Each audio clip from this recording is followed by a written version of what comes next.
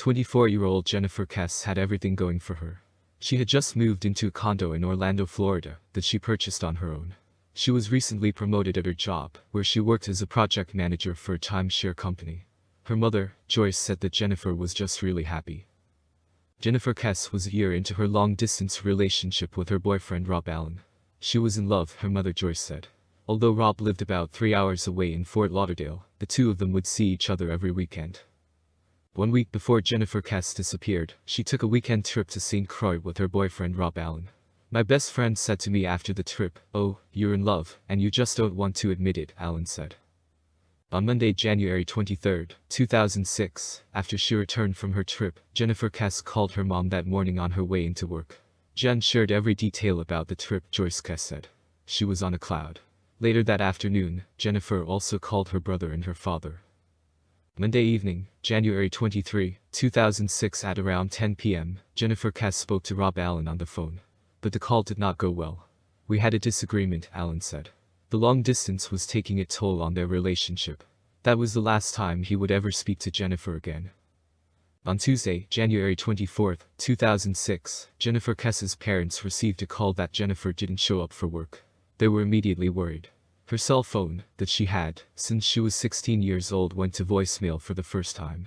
"That is how we knew something horrendous had happened," Joyce Kesse said. Within minutes, the Kesses and their son Logan were on the road and headed to Jennifer's condo in Orlando, Florida. By sundown, many of Jennifer Kesse's family and friends gathered at her condo and started to search for her. They stood on street corners while they held up missing signs and handed out flyers with Jennifer's photo. Later that night, when there was still no sign of her, police officially declared Jennifer missing. 2 days after Jennifer Kesse went missing, her black Chevy Malibu was found in another condo complex parking lot approximately 1 mile away from where she lived.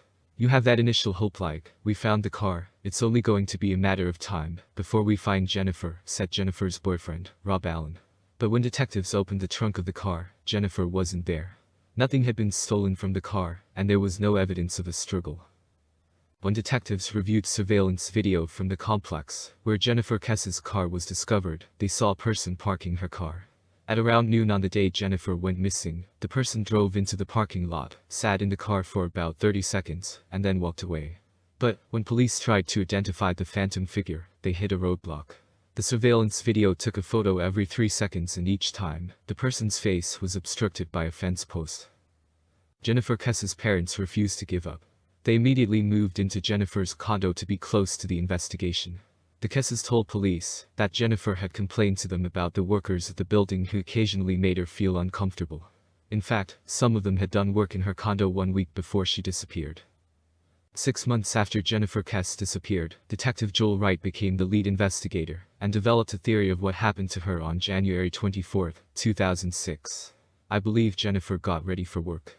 She showered, got dressed, went outside of her condo, locked the door on the way out, and made it as far as her car. After that, I believe she was abducted," he said. In 2016, after 10 years had passed since Jennifer disappeared, she was declared dead by the state of Florida. "That was one of the hardest things I've ever done in my life," Drew Kesse said. Michael Toretta is a private investigator who works for the Kesses. He says he learned some 10 months after Jennifer disappeared, a person was seen dumping a rolled-up piece of carpet into a lake, not far from where Jennifer lived. This tip was especially interesting to him, because on the day Jennifer went missing, there were workers laying down carpet in the apartment across the hall from Jennifer's condo. Toretta says he knew he had to get this tip checked out. In November 2019, local police came out with a dive team to search the lake, where an eyewitness said the piece of carpet was dumped. The team spent 2 days searching, but they did not find anything. "This is something that is haunting me," private investigator Michael Toretta said. "Until we can find that carpet and see what's in it, we need to follow up on that particular lead." The Kesses have dedicated more than 15 years of their lives to finding the truth about what happened to their daughter on the morning of January 24, 2006. "The hole in our heart is forever there until we have an answer," Joyce Kesse said. And now, with the case files in their possession, they are more determined than ever to keep their daughter's story alive.